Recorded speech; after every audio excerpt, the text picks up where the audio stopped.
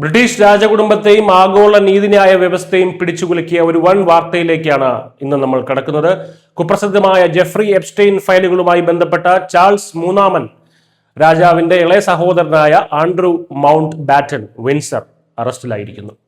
എന്നാൽ ഇവിടെ വളരെ വിചിത്രമായ ഒരു നിയമപ്രതിസന്ധിയുണ്ട്. പോലീസിന് ഔദ്യോഗികമായി അദ്ദേഹത്തിന്റെ പേര് വെളിപ്പെടുത്താൻ കഴിയില്ല. എന്തുകൊണ്ടാണ് ഇങ്ങനെ എന്ന് ചോദിച്ചു കഴിഞ്ഞാൽ ഈ കേസിന്റെ പിന്നിലെ യാഥാർത്ഥ്യങ്ങളിലേക്ക് നമുക്ക് പോകേണ്ടി വരും.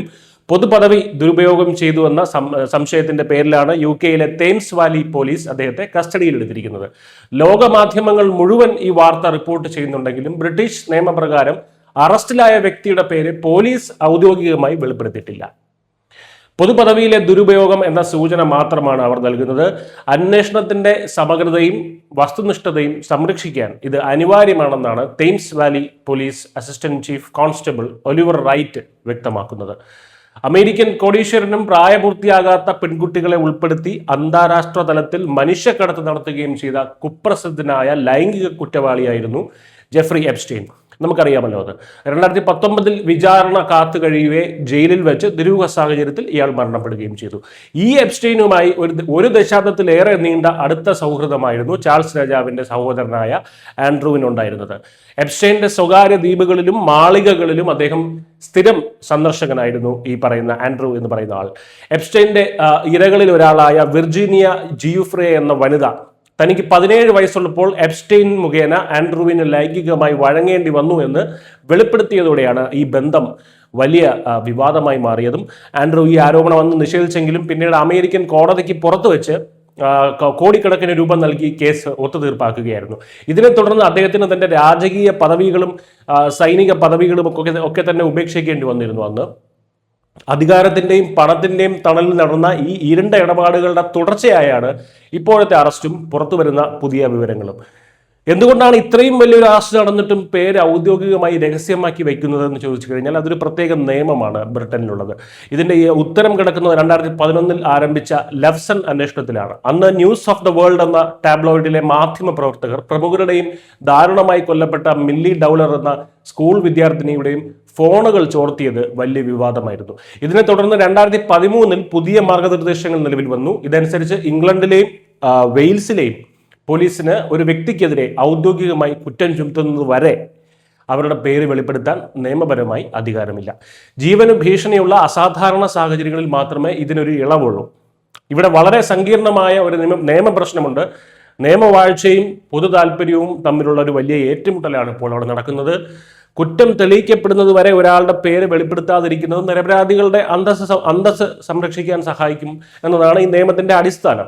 എന്നാൽ ജെഫ്രി എപ്സ്റ്റെയിൻ കേസ് പോലെയുള്ള നിരവധി ഇരകളുള്ള ഒരു വലിയ നിഷ്ഠൂരമായ ഒരു സംഭവത്തിൽ പ്രതിയുടെ പേര് ഔദ്യോഗികമായി രഹസ്യമാക്കി വയ്ക്കുന്നത് അന്വേഷണത്തെ ദോഷകരമായി ബാധിക്കുമെന്ന് മാത്രമല്ല അത് ഉന്നതരെ സംരക്ഷിക്കാൻ കൂടി വേണ്ടിയാണ്. പ്രതിയെക്കുറിച്ച് മാധ്യമങ്ങളിലൂടെ അറിഞ്ഞാൽ മാത്രമേ കൂടുതൽ ഇരകൾക്ക് തങ്ങളുടെ കൈവശമുള്ള തെളിവുകളുമായി മുന്നോട്ട് വരാൻ ധൈര്യം ലഭിക്കൂ. ഈ നിയമം യഥാർത്ഥത്തിൽ ഇരകൾക്ക് നീതി നിഷേധിക്കുകയാണെന്നാണ് ബ്രിട്ടീഷ് മാധ്യമങ്ങൾ വിമർശിക്കുന്നത്. ഇതിനെ കുറച്ചുകൂടി വിശാലമായ കാഴ്ചപ്പാടിൽ നോക്കി കാണേണ്ടതായിട്ടുണ്ട്. അതായത് അധികാരത്തിന്റെ ഉന്നതങ്ങളിൽ ഇരിക്കുന്നവർക്കും നിയമം ബാധകമാണ് എന്ന് തെളിയിക്കുന്ന ഒരു വലിയ ചരിത്രപരമായ മാറ്റമാണ് ഇപ്പോൾ ബ്രിട്ടനിൽ സംഭവിച്ചുകൊണ്ടിരിക്കുന്നത്. അമേരിക്ക അടുത്തിടെ പുറത്തുവിട്ട എപ്സ്റ്റെയിൻ ഫയലുകളിലെ ഞെട്ടിക്കുന്ന വെളിപ്പെടുത്തലുകൾ ബ്രിട്ടീഷ് ഭരണകൂടത്തെ തന്നെ വലിയ സമ്മർദ്ദത്തിലാക്കിയിരിക്കുകയാണ്. അതുകൊണ്ടാണ് ആൻഡ്രൂവിന്റെ നടപടികളെക്കുറിച്ചുള്ള അന്വേഷണത്തിന് പൂർണ്ണ പിന്തുണ നൽകാൻ രാജ്യം തയ്യാറാണ് എന്ന് ഈ മാസം ആദ്യം തന്നെ ബ്രിട്ടൻ വ്യക്തമാക്കിയത്. മാത്രമല്ല ചാൾസ് രാജാവിന്റെ കടുത്ത ആശങ്ക ബക്കിംഗ്ഹാം കൊട്ടാരം തന്നെ ഒരു പ്രസ്താവനയിലൂടെ അറിയിക്കുകയും ചെയ്തിരുന്നു. വലിയ പദവികൾ ഉള്ളവരെ നിയമത്തിൽ നിന്നും സംരക്ഷിക്കുന്ന കാലം അവസാനിക്കുകയാണെന്നതിന്റെ കൃത്യമായിട്ടുള്ള ഒരു സൂചന കൂടിയാണ് ബ്രിട്ടനിൽ ഇപ്പോൾ ഈ സംഭവിക്കുന്നത്. ഈ കേസിന്റെ ഭാവിയെക്കുറിച്ച് നമുക്ക് പ്രധാനമായും 3 സാധ്യതകളാണ് വിലയിരുത്താനാകുക. ഒന്നാമത്തെയും ഏറ്റവും യാഥാർത്ഥ്യബോധമുള്ളതുമായിട്ടുള്ള ഒരു സാധ്യത എന്താണെന്ന് പറഞ്ഞു കഴിഞ്ഞാൽ വൈകാതെ തന്നെ ഔദ്യോഗികമായി കുറ്റം ചുമത്തപ്പെടുകയും ഈ അജ്ഞാതാവസ്ഥ മാറി ലോകം ഉറ്റുനോക്കുന്ന ഒരു വലിയ വിചാരണയിലേക്ക് കേസ് നീങ്ങുകയും ചെയ്യും എന്നുള്ളതാണ്. ആൻഡ്രൂവിന്റെ വിചാരണയിലേക്ക്. രണ്ടാമത്തെ അപകട സാധ്യത നിറഞ്ഞ സാഹചര്യം എന്ന് പറഞ്ഞാൽ പ്രതിയുടെ പേര് ഔദ്യോഗികമായി പുറത്തുവിടാത്തത് വലിയ ജനരോഷത്തിന് കാരണമാകുകയും അത് രാജകുടുംബത്തിനും ബ്രിട്ടീഷ് നീതിന്യായ വ്യവസ്ഥയ്ക്കും വലിയൊരു ഭരണഘടനാ പ്രതിസന്ധി സൃഷ്ടിക്കുകയും ചെയ്യും എന്നുള്ളതാണ്. മൂന്നാമത്തെയും ദീർഘകാല അടിസ്ഥാനത്തിലുള്ളതുമായിട്ടുള്ള ഒരു മാറ്റം എന്ന് പറയുന്നത് ഈ ജനരോഷത്തിന്റെ പശ്ചാത്തലത്തിൽ ഗുരുതരമായിട്ടുള്ള കുറ്റകൃത്യങ്ങളിൽ പ്രതികളുടെ പേര് രഹസ്യമാക്കി വയ്ക്കുന്ന ലെവ്സൺ മാർഗനിർദ്ദേശങ്ങളിൽ മാറ്റം വരുത്താൻ ബ്രിട്ടീഷ് പാർലമെന്റ് നിർബന്ധിതരായേക്കാം എന്നതാണ്. ഇത് സംഭവിക്കുകയാണെങ്കിൽ അതൊരു നല്ല കാര്യം തന്നെയാണ്. അവസാനമായി പറയുകയാണെങ്കിൽ ഈ അറസ്റ്റ് വെറും ഒരു വാർത്ത മാത്രമല്ല, അത് ബ്രിട്ടീഷ് നീതിന്യായ വ്യവസ്ഥയുടെ വിശ്വാസ്യതയ്ക്കുള്ള ഒരു പരീക്ഷണം കൂടിയാണ്.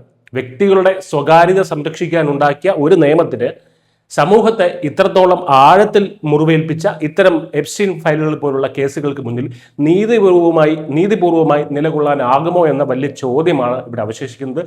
എന്തും തന്നെയായാലും നമുക്ക് കാത്തിരുന്ന് കാണാം. News desk Malayalam.